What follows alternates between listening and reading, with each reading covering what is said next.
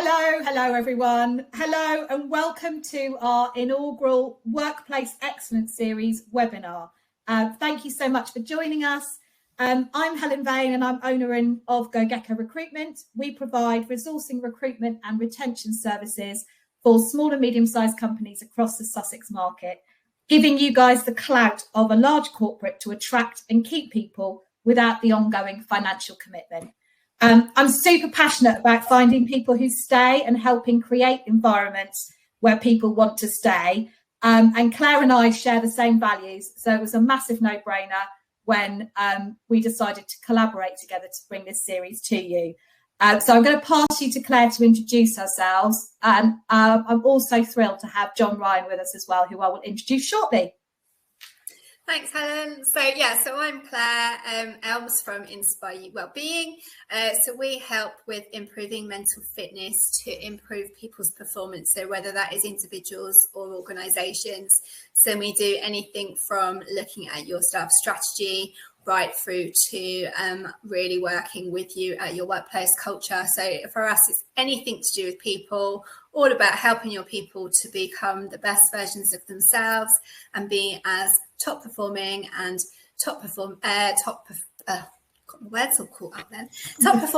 possible. And Helen and myself have been talking about this for a long time. This has been the brainchild of ours for a little while, hasn't it, Helen? So I'm really excited that we are bringing this to you guys now, and I'll pass you back to Helen to introduce John. Thank you, Claire. And yeah, it has been a brainchild for a while, and I'm also really pleased that it's actually happening. So, and John has agreed to speak as well, and I'm really thrilled because I've seen John speak myself at a conference, and I did a cheeky ask, and he has come up trumps. So thank you so much, John, for being here. John's a speaker, author, entrepreneur, founder, and CEO of Healthy Place to Work, and co-author of Make Work Healthy. And his presentation is brilliant. So we're looking forward to seeing that shortly. But first of all, I know we've promised you some tips and tricks on how to recruit the best people, and that's my bag. So I'm going to talk to you a little bit about what I do in order to attract people to your companies. The first thing really is getting your value proposition right, so that you know the kind of people that you actually want to attract into your business before you even start, and then work through some kind of spec as to what that looks like. But really, it's also then taking your message out to the wider population and branding your company as an employer of choice, because most people are not about just looking at a job spec and going, oh, that's what the kind of job I'm looking for. They're about where they're working, what they're going to be doing in that company, and what that culture looks like to them, because we work a lot of hours, unfortunately, although John's got some tips on how not to work a lot of hours, which I'm looking forward to. But I think it's really important to get the brand of your company really right, so that you attract people that actually want to work for you, and also repel people who aren't right for your culture as well, so that you don't waste any time in the recruitment process. Any thoughts, John and Claire? Oh, just straight off, did you say that I tell people how to work less? Because that's not the deal. Just so that you're clear, okay? Sorry, I thought that was your thing. Honestly, the one thing that really bothers me is that the people have this idea that it's either, you're relaxing and taking it easy, or you're working really hard. I actually think both of those can be mixed together, yes. Right? I actually, some of the healthiest people are the people who are working long hours because they're doing the right stuff at the right time, which plays into their skill set. They've got a passion for what they do. They've found their flow. It's just fun for those people. There's other people who are working very little hours and they're bored out of their tree. They hate their job. They hate their culture. They hate the leadership. They hate their manager. It's miserable. And so it's not about working less time. It's actually about trying to make sure that you're matched with the organization. That's the thing that really matters. Finding the right role, the right work that gives you a sense of purpose and passion, and that then comes across, and you can actually end up the day really tired, but that sense of personal satisfaction that you've contributed something really worthwhile. So that's what I'd say as an opening. This isn't a case of like, you know, well-being on one side and productivity on the other. It's all together. And I completely agree. And you said something really interesting there about flow. And it's something that I talk a lot to people internally and externally about knowing what makes you and gets you into flow creates a much more productive situation for you, but also means that you're happier and therefore healthier because you're working to your strengths rather than trying to kind of fit yourself like round peg into square hole, so to speak. And I've been there, and it's a very uncomfortable place to be. Yeah, and absolutely. You end up. And I think, Claire, you were saying you do DISC and the like, because again, that's about figuring out people's strengths and trying to stay away from their weaknesses. So I mean, absolutely. That's perfect. We when we're looking at getting people, because quite often when you're not just recruiting, but when you're looking at people in job roles, often people are in the wrong roles. And it's really interesting when you go into an organisation from the outside, you can have a look and you can go, oh, you've got someone really analytical working in a people-faced role. They don't like working with people, but they're really good at analytics. So you can kind of look at where people's strengths are and really align jobs. And one of the things that I really support people with, which is similar to what you're talking about, Helen, in terms of the value proposition, is if they've got DISC or Insights or any of the other profiling providers where they can literally like help people to look at strengths and weaknesses and personality profiling, you can really start to craft a role. Like I did some recruitment myself at the beginning of the year, and I knew exactly the personality that I wanted. I knew exactly what skill sets I needed. I knew exactly what I wanted. And I think quite often we go, oh, this is the gap in our job, in our system. This is what we need to fill, but we don't think about the skill set of the person filling it, and we don't think about their values, their ethics. You know, like there's so much to kind of focus on that goes beyond the pieces of paper that they have and the qualifications that they have. And obviously, like those things are important in certain roles, but it's more about, you know, like I do less of a formal interview process, and I'd like, you know, there's so many jobs now that are doing 3 or 4 days of like assessments and interviews and things like that, and I just don't know whether you get the full sense of that person from doing those kind of interview processes. And out of interest, can I be cheeky and ask you, what is your profile, DISC-wise? My profile, I've got I've got a unique profile actually, like everybody has. Like we're all part of all of the sets. So DISC is like, there's 4 parts of DISC. There's a D, an I, an S, and a C. And I'll bore you to tears with it, but I won't go too much into it today. But I'm a combination of I and S, but I also have, so it's like a people focus, but the energizing, enthusiastic part of me jumps out quite a bit. But I'm also an action taker. So I dip into the D, which is focused around action. So I like collaborating, which is why I'm doing this with Helen and yourself, and not kind of threatened. I think some people feel quite threatened by people that do the same kind of thing, but I just think we all add something different to it. But for me, it's the action that I kind of dip into, which is quite different from my usual style. And Helen, have you done a DISC profile? I've actually done talent dynamics, so which is another personality assessment, and I'm a supporter in that. So I'm a good leader, I'm a good mentor, someone who really lifts people up and highlights them as you know, the people in the business who should be being shouted about, rather than the one that needs to have all of that done for them, if that makes sense. So, but I think it's so important that people do that and understand what are their, you know, key attributes and behaviours and situations. Oh, I'm a red. I'm a you're an insights guy.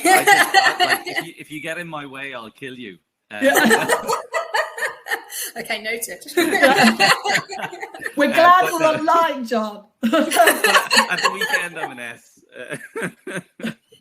See, because I have my action, I do work quite well with reds. I find that like I can creatively and constructively challenge reds, and I'm not scared about that side of things. Whereas a lot of people in my profile find reds really hard to manage.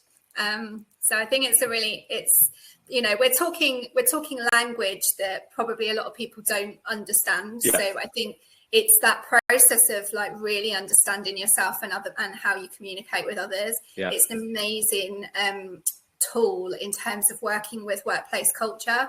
So if people don't have anything like that and they have no idea what we're talking about, please reach out to us. We can bore you to tears with all the information, and it would be really useful. I think everyone should have some sort of profile. Absolutely.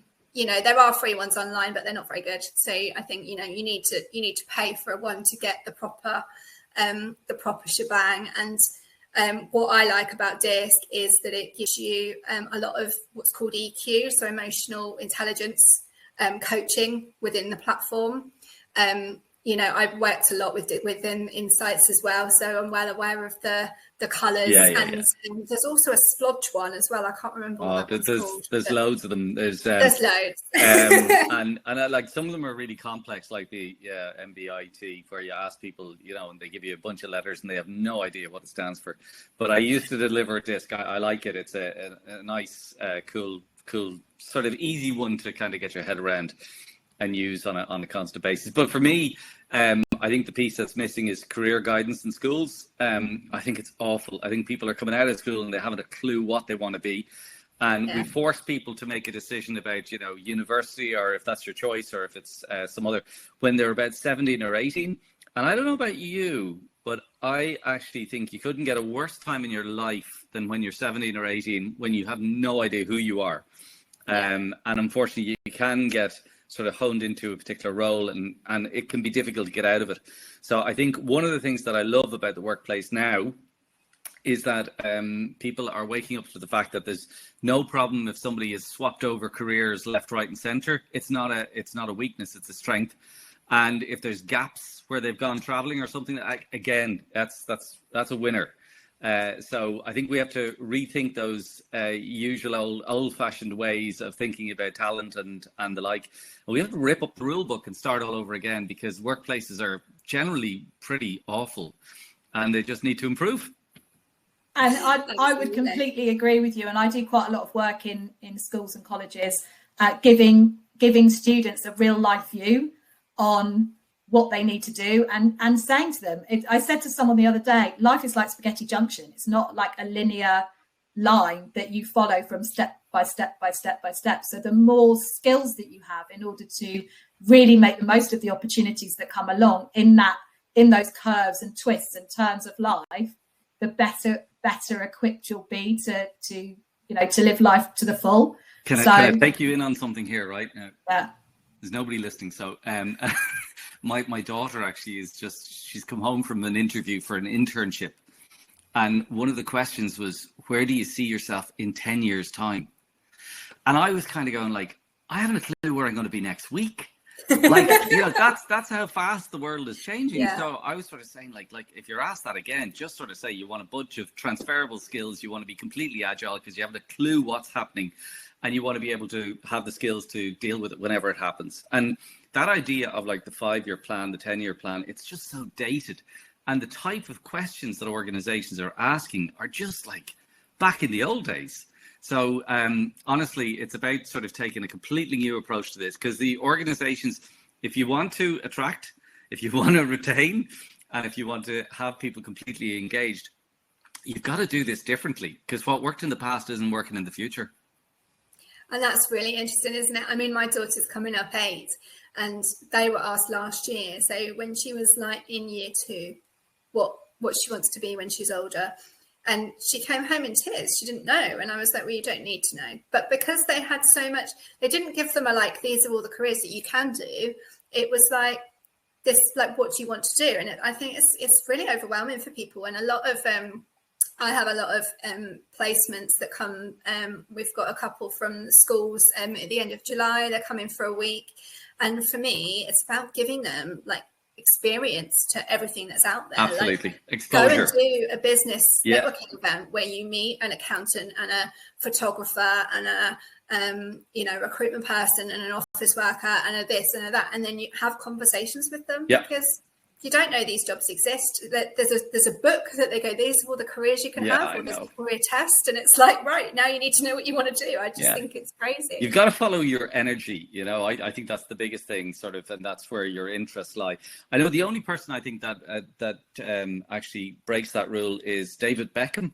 Seemingly, when he was 7, he was asked what he wanted to be, and he wrote down on a piece of paper, and the teacher still actually has it. He said he wanted to be a professional footballer. He wanted to play for England and marry a pop star. So, like, 2 out of 3 ain't bad, sure it isn't. I mean, that's incredible, right? But I guess the other thing within creating goals that are so fixed like that are, you know, society norms, I guess, is like, you know, what happens when you get to those goals? You know, like if you'd said to me 10 years ago, what's your goal for the next 10 years? There's no way I would have said I'd be sitting here talking to you lot and doing this today. You know, there's thank you. I think so anti-presenting anything, and if I didn't have a written sheet of exactly what I was going to say and read off of it, then I wouldn't be able to do anything like this. So I think, you know, we evolve as human beings, don't we? And we develop these skills to be able to change, and that's like that whole piece you said about the agile you know, skill set and things, I think is just so important. Like it's about doing something that you love. So many people are in jobs that they don't love, and it's about doing something that gives you that energy, gives you that focus to get in the zone. And when you're in that kind of flow zone, like, you feel pretty unstoppable, really. But it's like there's always these obstacles that come in the way that stop you from staying in there for long periods of time. But equally, you know, I'm just thinking there's loads of people who probably listen to something like this and they're kind of going like, that's, you know, my work is boring as hell. I'm never going to, you know, kind of get that sort of sense of purpose and passion from it. But I think it's really important because some people just have to pay the bills, right? Yeah. So I think it's really important that you understand that the work and workplace can be a stress-rich environment, right? So if you find yourself in a job that's a bit mundane and boring and tough, it's really important to have the mitigating factors that make it possible to actually enjoy that work. And I often think about people who are like under massive pressure, let's say in the NHS or the like, and, you know, dealing with really difficult situations in the or whatever they call that nowadays. And it's that idea of what are the things in your workplace and work life that actually can mitigate those major stresses. So trying to have that balancing factor, and people and the supportive environment and, you know, a manager who actually helps and supports you rather than micromanages you is kind of the order of the day. So that's one of the things we've really noticed from the analysis of organizations. Okay, it's a kind of macro analysis. And what we find is the people who are really enjoying their work environment are the people who have a brilliant manager, and the people who aren't are the ones who have a poor manager. So that role is critically important. So before you join any organization, interview the manager. Honestly, you know, it's really, really important, because if you generally will get a fair idea, unless the person is really good at hiding who they are, they'll very clearly show who they are fairly quickly. And sometimes if you don't click, honestly, don't bother, you know, because it's too important a relationship. I know I was at something recently and I was trying to get the data set, the research that he was quoting, but he was saying the relationship you have with your manager is actually more important to your health than the one you have with your doctor. Absolutely. You know, so I don't know if you've seen the research on the Great Resignation, but when the whole Great Resignation of 2020, 2021, post-COVID, you know, we're going to talk about that in a bit anyway, but the research from there is that 96% of people have left because their manager is not supporting them. And that is a massive stat, and that is a massive problem that, you know, and I talk as well about people like making sure that they interview the organisation just as much as they're interviewing you. You need to decide whether this is somewhere that you want to work in the same way. I think that's one of the key things, Helen, isn't it, that's changed in terms of recruitment. It's about the person understanding whether or not they want to work for the organisation anymore. And that means that the organisation has to up the game in terms of what they're offering, because it's not just about a salary and a title anymore. It's much more about the culture and the benefit system and how they support people's well-being, and what they're doing to look after their people, that people are actually looking at now, and people can choose to be choosy. I would say 100%. And we do the way that we recruit is very 50-50. So it's 50% about what the company wants, but it's also 50% about what the person wants, because that's the only way that you're going to get longevity. Because if you're only looking at what the person wants out of the company, they're not going to stay very long, because they'll be generally about themselves and what they want to happen. And if you're only looking about what the company wants, then that person is never going to be happy. So it's very much a two-way street from a recruitment perspective. It has to be. And I would absolutely agree. Everybody that we speak to, they're not money motivated, most people. Yes, they need money to live and they want to earn their value. Absolutely, 100%. But none of the people I speak to, unless they're in front end sales, talk about money first. No one. Everyone talks about, well, what's the company like? Who am I going to be working for? How does that work? And flexibility is huge now as well. So, hybrid, and I know, John, that you've got some thoughts on hybrid working, remote working, and all of that kind of stuff. But we're not asked for remote working very often, but hybrid is a big thing. Like, how many days can I work from home? How many days am I in the office? And it does create a bigger pool of candidates from a hybrid perspective, because people will travel a little bit further if they're only doing a few days a week in the office. But I know that let me tell you, they want you back. Yes, they do. It's absolutely happened. I'm seeing it every single day. The organizations, they've kind of done it for long enough, many of them, and they're kind of going, okay, I've had enough. I want them back. Now, this is a lot of control freak sort of CEOs who just have had enough of not being able to see the people in front of them. And we have to have smart ways of getting over that. I was with one company in Denmark, and they have basically in their office, they have a red and green light. And basically when they want to do the Pomodoro technique, I don't know if you know it, it's the kind of, the tomato that you spin around to the timer. But they work in work sprints, and they put on a red light to say, stay away, I'm in a work sprint for 40 minutes, and a green light, it's okay, you can come and talk to me. But when they're going into that work sprint, they pop on the screen all over the company what they're working on. So they call it working out loud. And that's really useful in a remote working environment if people actually share what they're working on. Because if you're not in front of me, I am wondering, are you, I don't know, home and away, watching that on telly all day, or are you at the fridge? Are you wiggling the mouse? We all know the techniques, don't we? We all know everything. Do you know there's mouse wigglers you can buy on Amazon? Yeah. But so, it is really difficult to be super productive at home because you have to be super disciplined.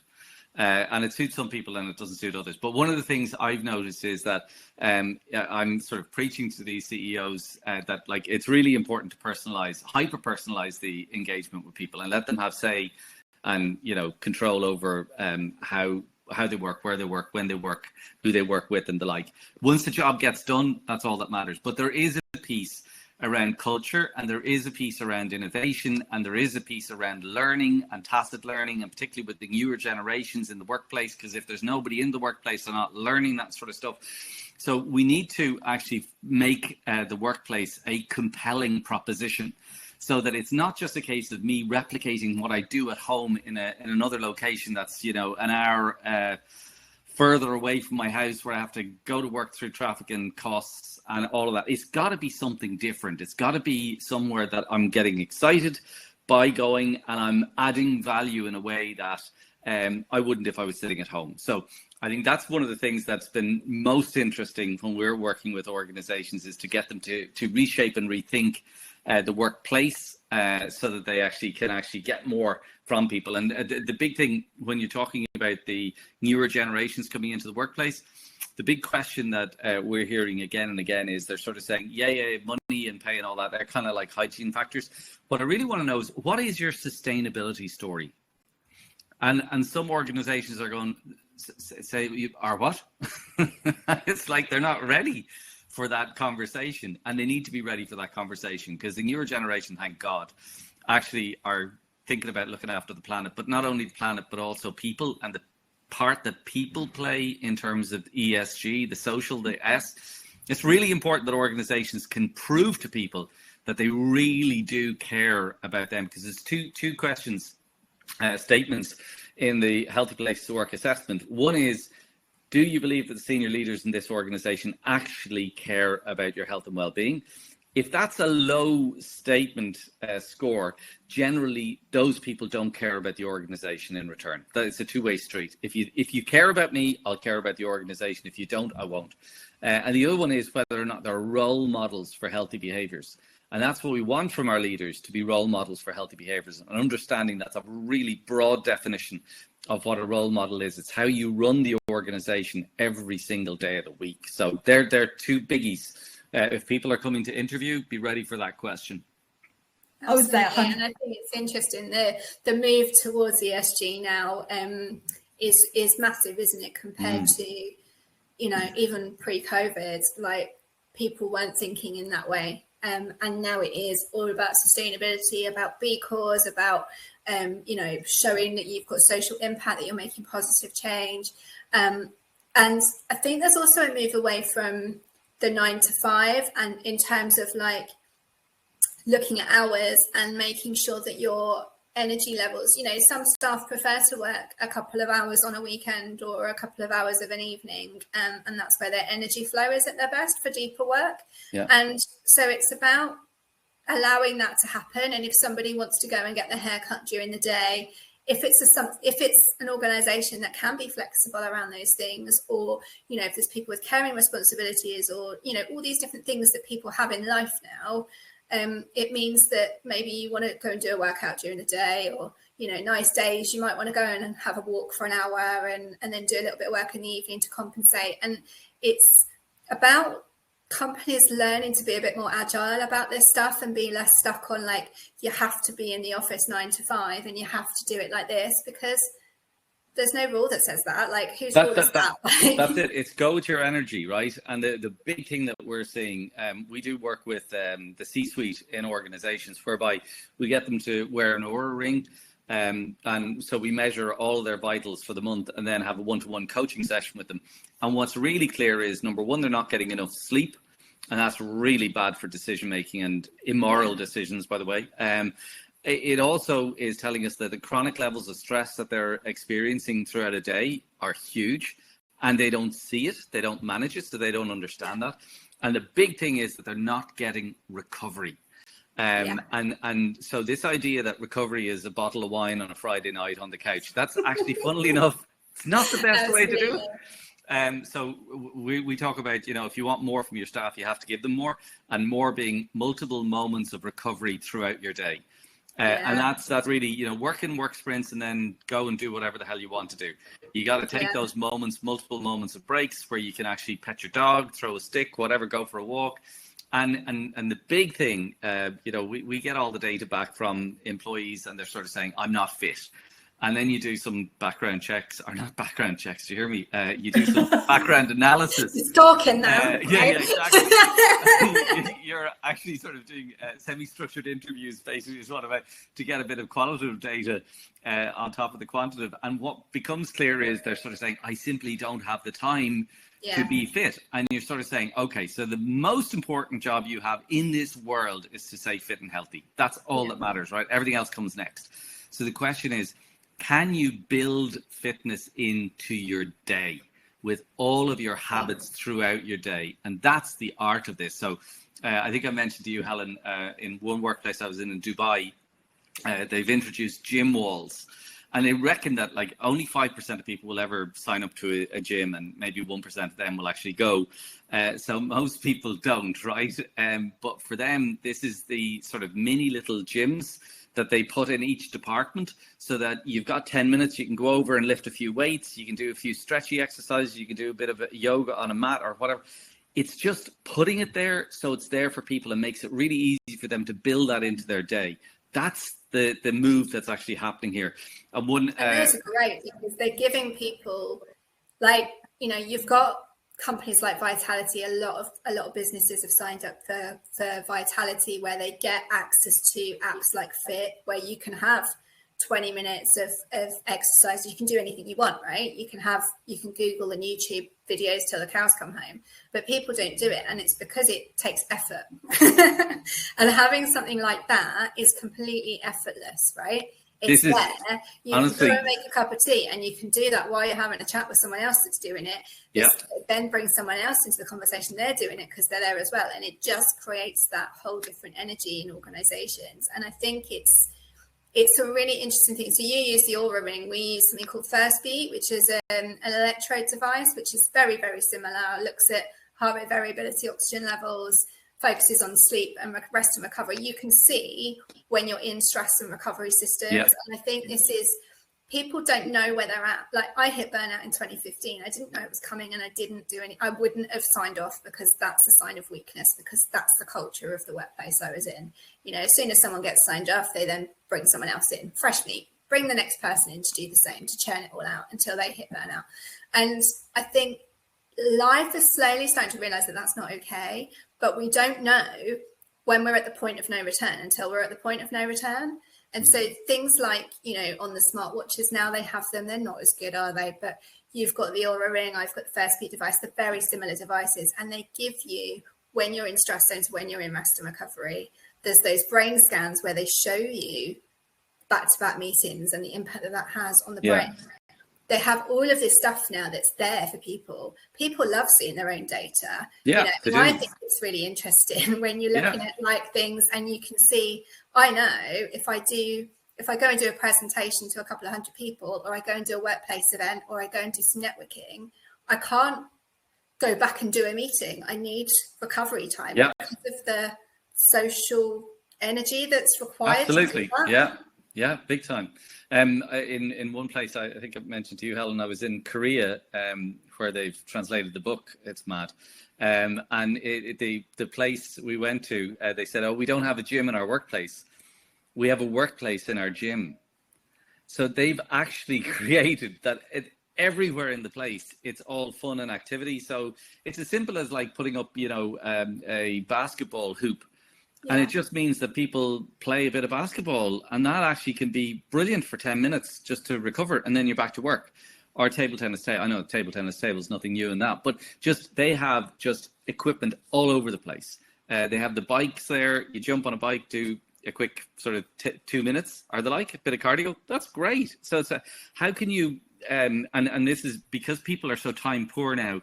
I think it's the trick is, like, if you go for a 5K walk, can you plug on earphones and do a bit of learning at the same time? So it's trying to, you know, maximize the opportunities to do this. Now, obviously, you can also go for a walk in nature and just be with yourself and do a bit of mindfulness too. So it's whatever works for you in terms of how you recover. So what's recovery to you, and how can I build this in so that I actually become fitter and healthier? Because the fact is, from a stress point of view, workplace, as I said, is a stressful environment. It's going to get worse with AI. It's taking away all the boring stuff and leaving us to do the hard work, which is really annoying. But the truth of this is, it's about trying to get people to understand, if I'm fitter and healthier, I can actually manage more stress. It doesn't have as big a negative effect on me. Whereas the more unhealthy I become, the slightest thing is going to trigger me to get stressed. And that's where it's all feeding in. The link between physical health and mental health is enormous. So people, the starter for that is to get physically fit. We've got a couple of questions. Well, one is a statement more than a question. So Paul said, some of the best leaders I've seen will look after their own well-being loudly. For example, they'll tell their teams when they leave early because they were working late the night before. And it's a powerful signal to their teams that that's okay. And Georgina, on the other hand, has said she's agreed with Paul, but she's also said that they've got a COO who, Georgina's in HR, and he wants her to put work hours to do your job in contracts. And he currently starts at 6 a.m. and finishes at 8 p.m. every day, and thinks that if people leave early and go at 5 p.m., that's early. Well, it's normal hours. She's asked any suggestions on how to broach this subject. Yeah, I believe all the time, right? This is that like big. How are we? we have this culture of like, is the first person that gets in the office and the last person to leave is the best, that they're doing their job the best. I would actually flip it, and I'm sure you would as well, in saying that actually they're not managing their time efficiently enough if they're not able to do the things. Some people like to work that, but it shouldn't be an expectation. There's these like, the government have crafted 48 hours of, the 48-hour working week is, if you're doing more than that, it's detrimental to your physical and mental well-being. And all they're doing is people like companies like this are just signing, like getting people to sign that they'll just work more. But they're missing the point. And it's a really, really big problem, I think, with notifications, with the whole way that systems work now. Is like lots of companies have got WhatsApp groups where they're just pinging into the evening. People are checking emails on their phones. There's a whole big cultural system, I think, in particular in the UK. I don't know what you think, John, from seeing more of a global side of things. Like, look, honestly, in that case, I would leave that organisation, because that's going to be bad for your health. Or bring in 2 jackets and just put one of them on the chair and then go home, because everybody will think you're still in the office. Because it doesn't work. It doesn't work long term. It's bad for you. So I think people need to be more vicious about their own health and well-being, and don't wait until, like you, burning out in 2015. Like, it's chronic. It has huge long-term effects, and the amount of people who are having really bad night's sleep because of work, and the correlations between lack of sleep and Alzheimer's is huge. So what you're doing today is going to meet you in about 20 years time, and it's really important that you just make sure that you're happy with what's coming in 20 years time. Because like, there's people on this call who live to be 100. You need to make sure you have a body for 100, a mind for 100, and a spirit for 100. So that's it starts now. And bad employers and bad workplaces kill you, and it's just too high a price to pay. And there are good employers out there, and there are people who are getting on this journey and understanding, and thank God we're meeting loads of them who want to be officially seen and certified as healthy workplaces all over the world, and they're doing things differently. And I think we started this conversation sort of saying what really attracts people to a workplace. It's seeing a workplace that's doing things differently and that's presenting a unique offering, and I think that's what's really important nowadays. So I think if you're in a workplace, you've got to actually reshape your employer brand and sort of say, how can we stand out from the crowd and do things a little bit different, and be seen to understand what are the things that make a difference in the future. And the big thing for us is that everybody wants high performance, and high performance is absolutely good for the organization and the individual. Absolutely. However, the key is sustainable high performance. And how do you deliver sustainable high performance? That's the essence to this, and that's why we believe health is the key to that.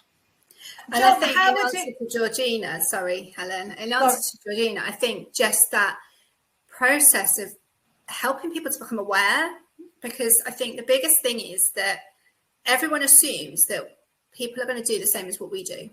So, what works for me might not work for my team. And I think it's about starting to challenge those thoughts of when they're saying, if there's an expectation of like, if somebody comments, like we get this all the time in companies where there's shifts where people come in and maybe start at 5 or 6 and then they leave at like lunchtime, and everyone goes, oh, half day, la, la, la, la. And it's like, I get it, but all that's doing is making that person feel that they're not doing their job properly. And I think there's something in terms of owning our boundaries, and I know you probably do a lot of work around boundaries as well, John, but one of the big things that we do when we're working with organizations is looking at boundaries. Like, how to create healthy boundaries is about like focusing less on hours worked and more on productivity, and ensuring that the workloads are sufficient, ensuring that people are doing the right things at the right times, and that it's okay for people to leave at 5. It's okay for people to leave at 3 if that's in the policy and the organisation, to make sure they go and pick up their children. There's all of these things that we have responsibilities outside of work, and it's about starting to challenge some of these thoughts, because that's all they are. They're processes and thoughts that have been around for a long time that people have got into the habits of doing. But the neural pathways can be changed in the brain, as long as they're aware that there are different ways of doing things. And I think that's it's an interesting debate I have with most of the organisations we work with around working hours and making sure that people are doing how do I know they're doing what they should be doing?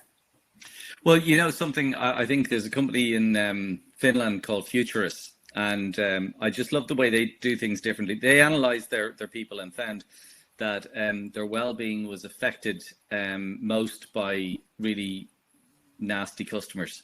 So they fired a whole load of their customers, and they actually then wrote a document, and basically before they bring on new customers, they hand them the document and say, this is what we want you and how we want you to treat our staff if you're interacting with them. If you want to sign that, we'll do business with you. If you don't, we won't. That to me was really brilliant. And the second thing was they actually had loads of rules and regulations, and they just sort of said, this makes HR in this company come across as police officers, right? And that's not what we want. So they ripped up the rule book.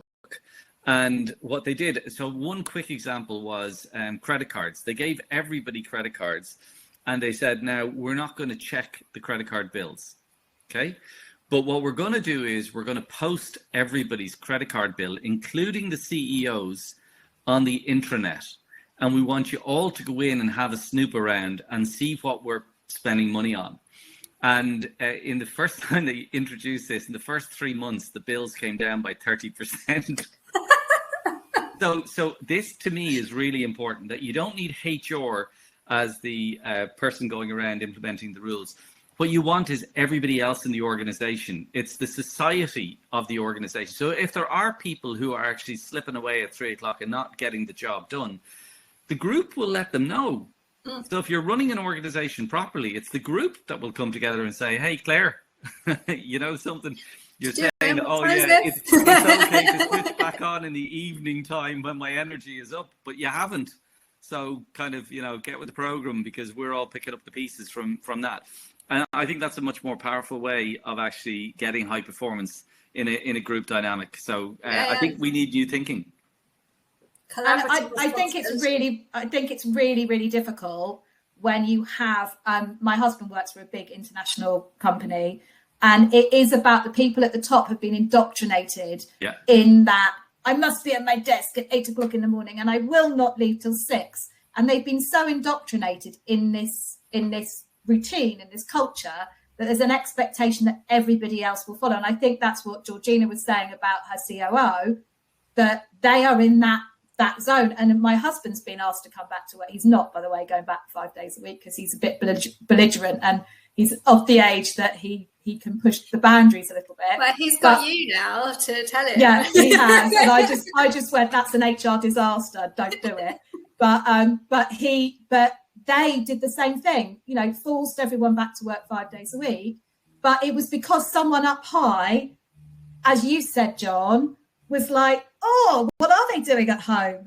They can't really be working, despite the fact the company was still running, they were still making money, you know, everything was still ticking along nicely. It's a trust issue stemmed from many, many, many, many years of routine and rhythm, that we must be at our desks at a certain time and we must leave at a certain time. And I am very guilty of that too.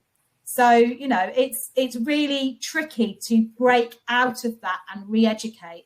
One of the things I think is funny is a lot of organizations are getting their advice from the top 5, you know, these consultancy companies. Yeah. And invariably, they are probably the worst places that you can work, because they bring people in really young, they work them to death, and with the promise that one day you might get to become a partner. And obviously it's a war to get there, and you kill everybody around you because you're going to work your way to the top. And then we meet these people when they're 50 and they're kind of going, what did I do? I just sacrificed my whole life and I got here. And yeah, I'm really well paid, but you know, that doesn't give me back the moments in my life that other people were enjoying while I was working. So I think it's really important that people watch who am I taking my lead from? Who are the consultants that are helping me shape my workplace experience? Are they having a wonderful workplace experience themselves? Or are these organizations, some of the guys at the top are saying, hey, it was okay for me. I had to go through that hell, so you're going to go through that hell too. And they're just keeping those old-time hierarchical systems in place. So as I said at the start, I think we need to rip up the rule book and do things differently, because, you know, if you just hear again and again, oh, engagement levels are really, really poor across, you know, the UK, across the world. Of course they are, because workplaces are, you know, pretty crappy. So we've got to do things differently. And when you do them differently, workplaces can be brilliant. So as I say, work can be the worst part of your life or the best part of your life. It can actually destroy you and kill you, or it can actually deliver everything you possibly need, including money and resources, self-actualization, purpose, passion, and brilliant people. So it can be the best part of your life. And that's obviously what Make Work Healthy is all about. And that's what we try and sculpt, right? Because so many people are not happy in their jobs, and you feel like you're institutionalized a little bit, especially if you've been somewhere a long period of time. You just get used to that being the way that it is.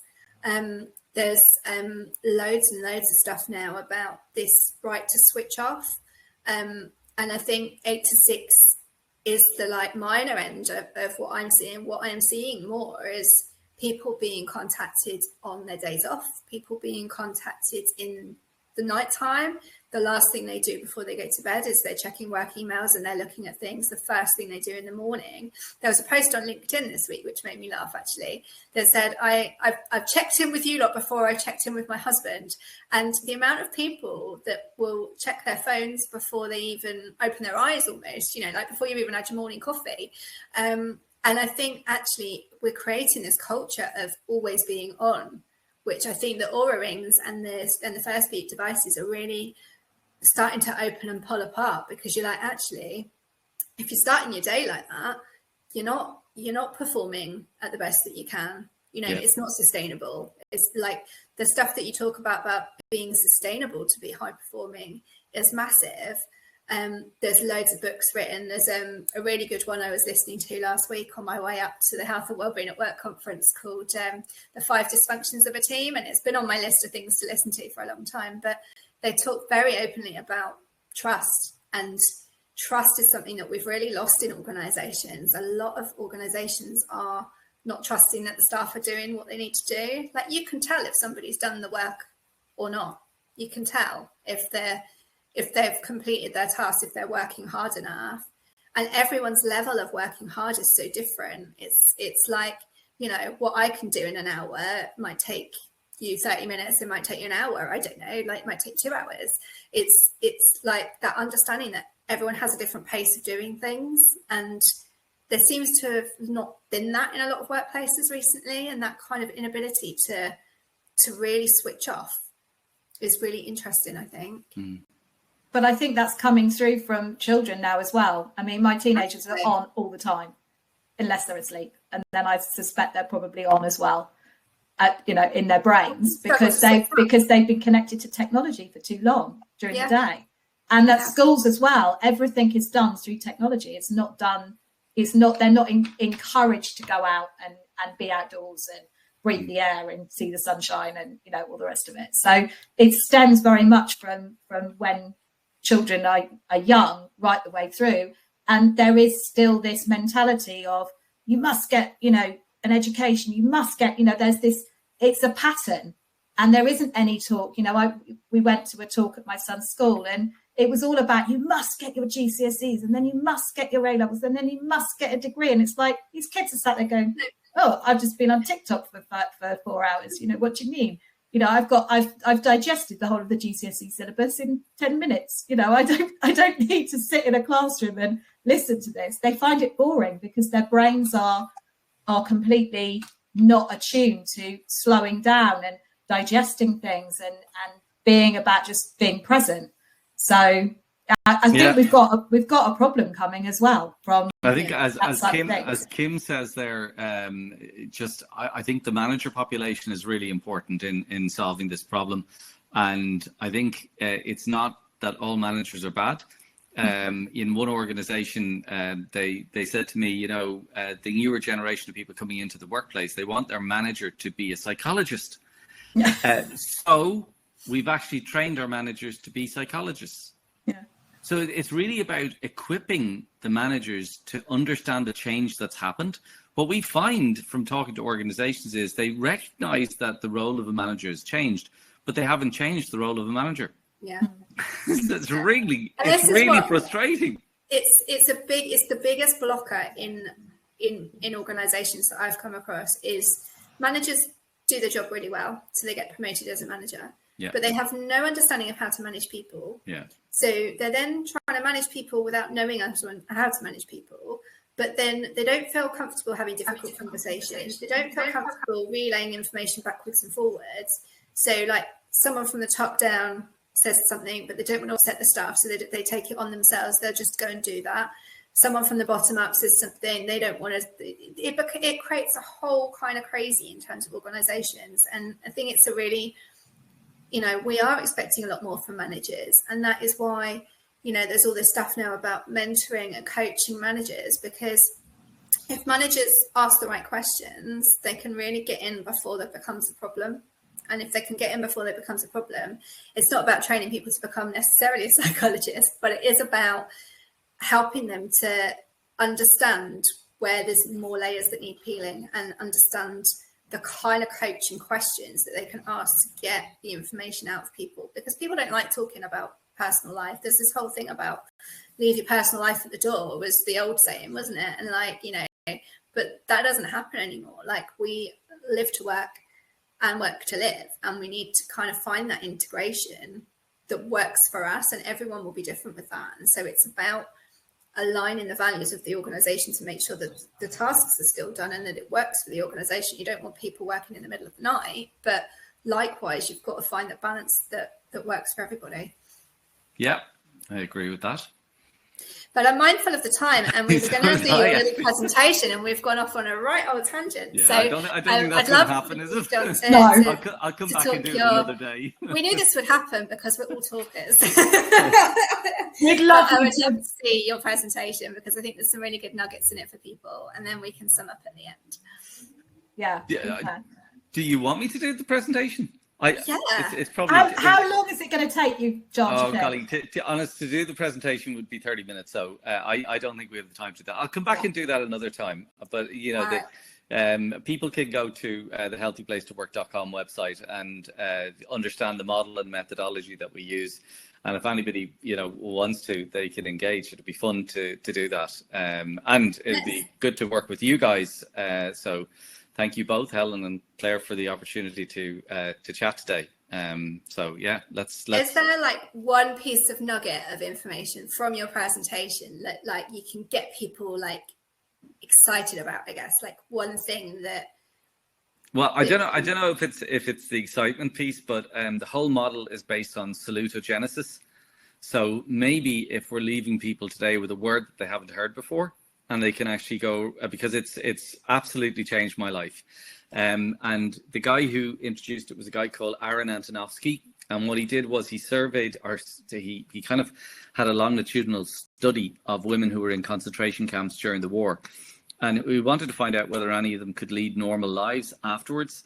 And what he found was most of them couldn't, which was completely understandable with the horror they'd been through. But 28% of them could. And what he wanted to figure out was what made these people so incredibly resilient in the face of such ultimate horror. What he discovered was that the world saw health as the absence of illness. So if I'm not sick, I'm healthy, right? That's what he called a pathogenic approach to health. So if that's our orientation, we see the world has been full of disease, and our job is to avoid disease, right?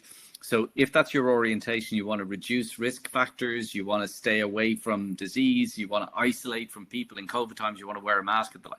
So he's saying that's all about where you don't want to go, what you don't want to do. He said those women that were really resilient didn't have that orientation.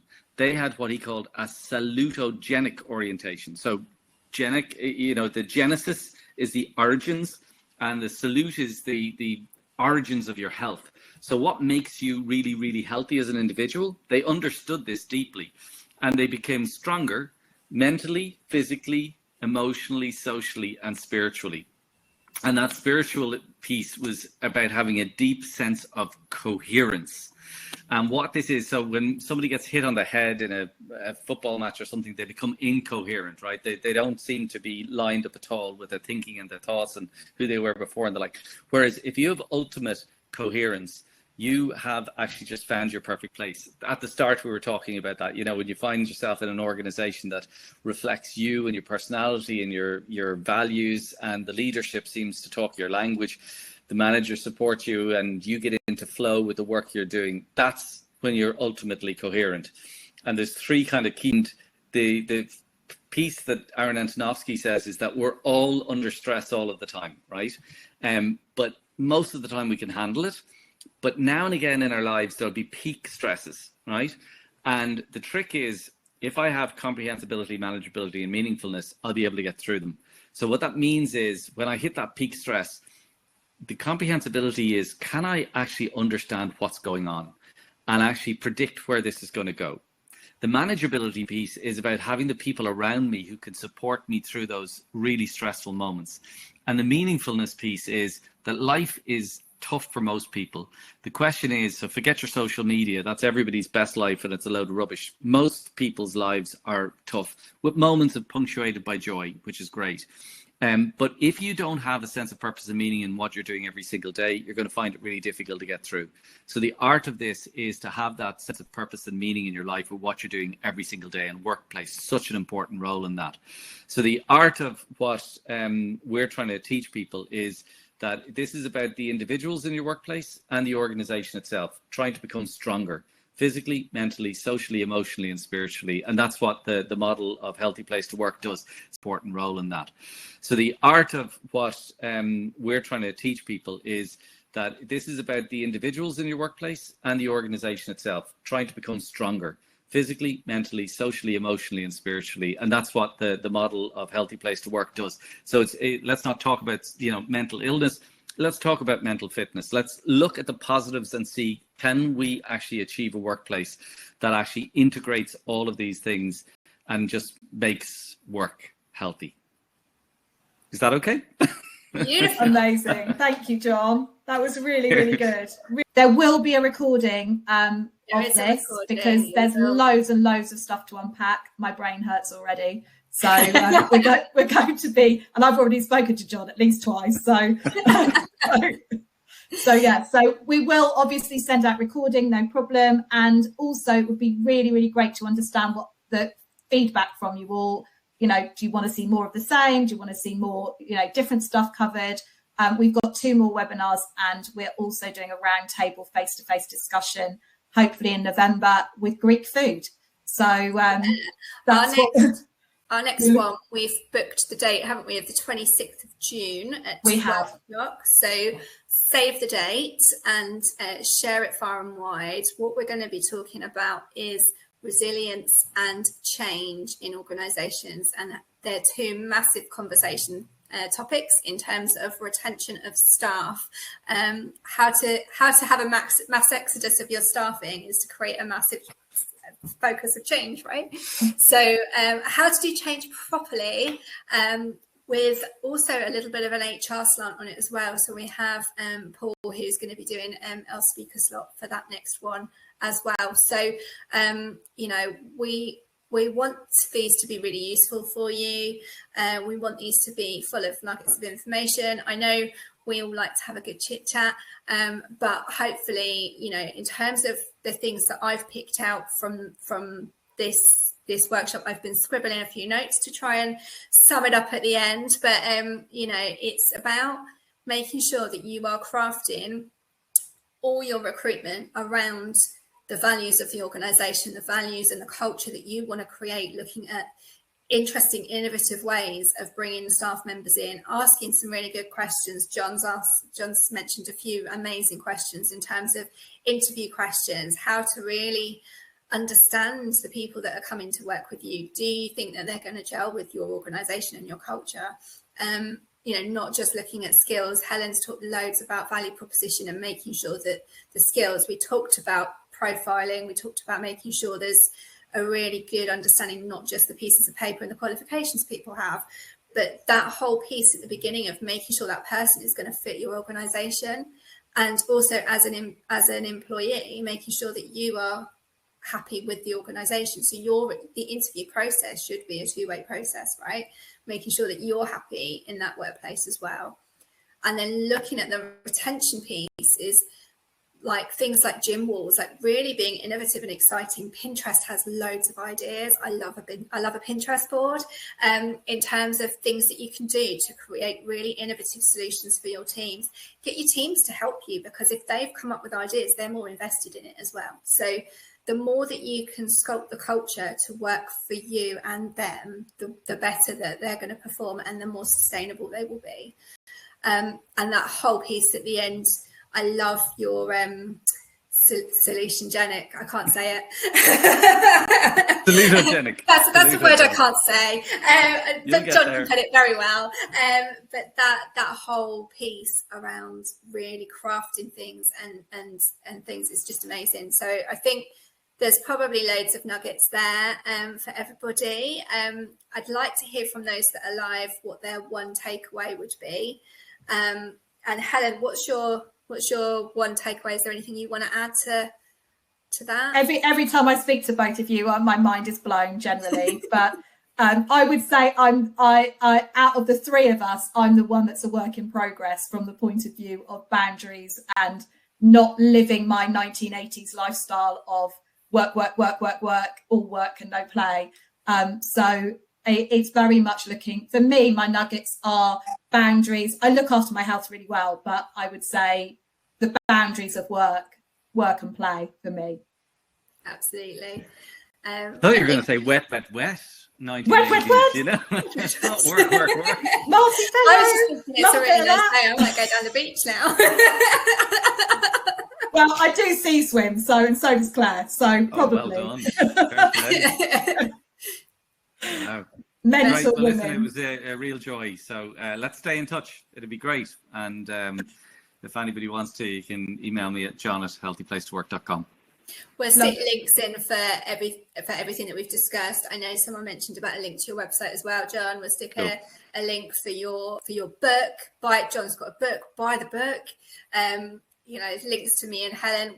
I'm also offering a free people strategy conversation. So if people are struggling with understanding what the workplace could look like, get in touch with me. Helen's also offering a free strategy session in terms of recruitment. So, we want these things to be as supportive as possible for people, And Claire, by the way, you were saying that you're scribbling notes and all that.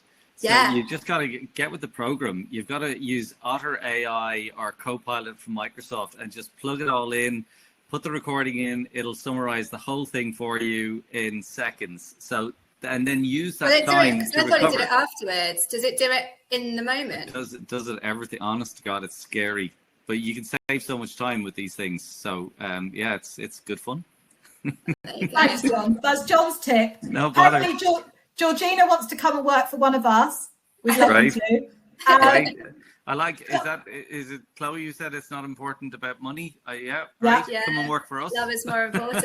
I love it. I love that sentiment, and I think as well the having these conversations and starting to think differently, I think is the start, right? We're on this let's be total world dominations and just try and make everything lovely. But I know it's not as easy as that. And I know a lot of people are resistant to change. And that's where next session is going to be really invaluable of let's deep dive into the resistance and work out what's there, because that's really important.